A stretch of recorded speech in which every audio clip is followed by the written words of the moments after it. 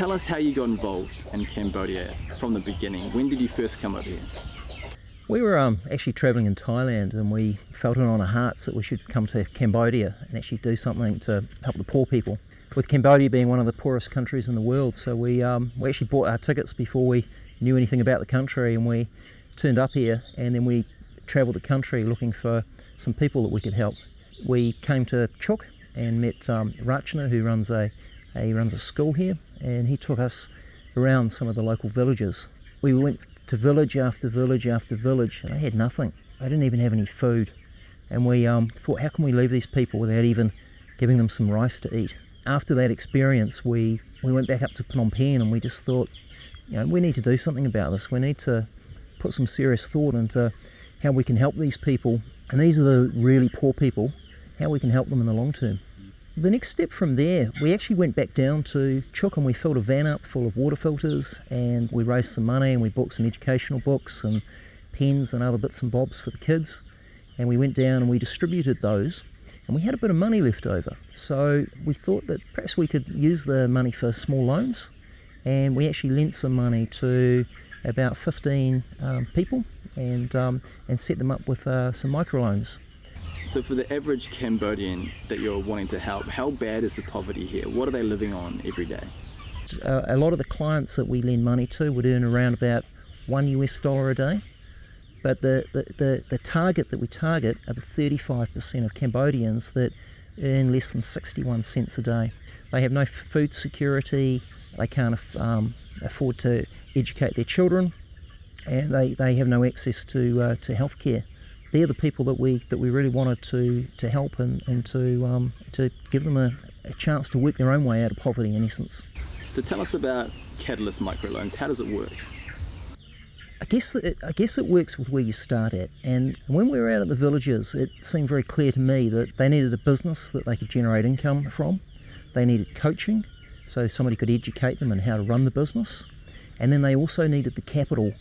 Basically set up a chicken raising business with 3 Nations chickens, so they're a commercially bred chicken, and we developed the business, and we tried the business and trialled the business in Chuk to see if we could raise the chickens successfully.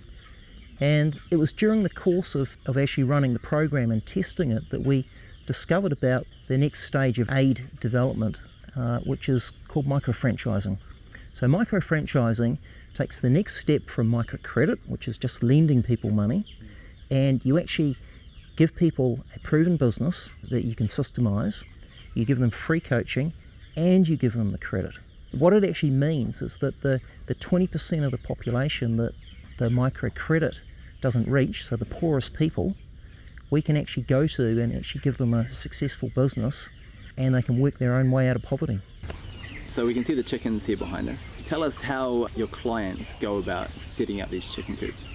We lend them 100 New Zealand dollars, but we don't give them the money, we actually provide them with the goods. So we provide them with the commercially bred chickens, we provide all the chicken feed, we provide a vaccination program, and then we also provide them with the materials to build their own chicken coop.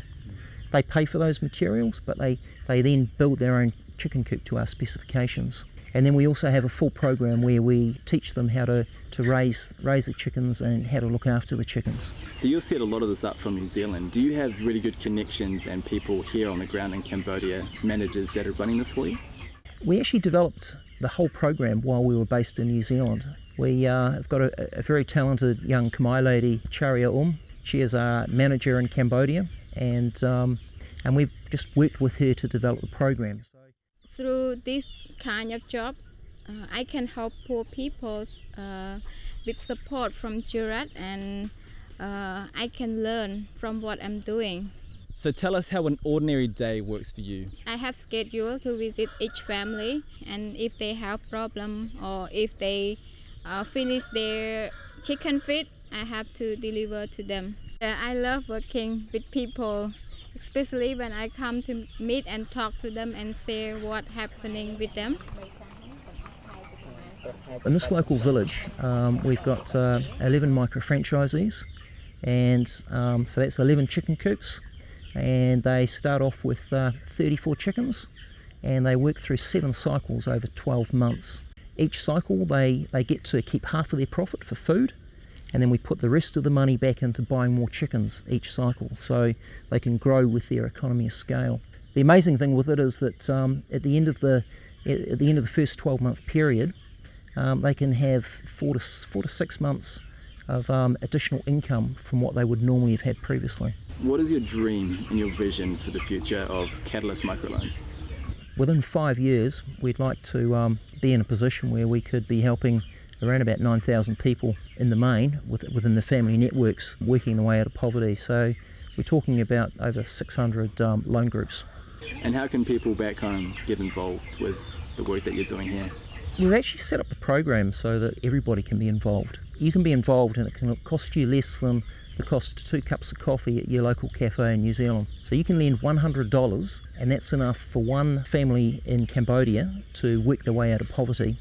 And at the end of the loan cycle, we give you your money back, just less the bank fees for receiving and giving you the money back and the loan losses. So that money that you could get back would be somewhere over $92 potentially. So that's the loan, and it's quite different to other charitable programs where you actually have to donate your money.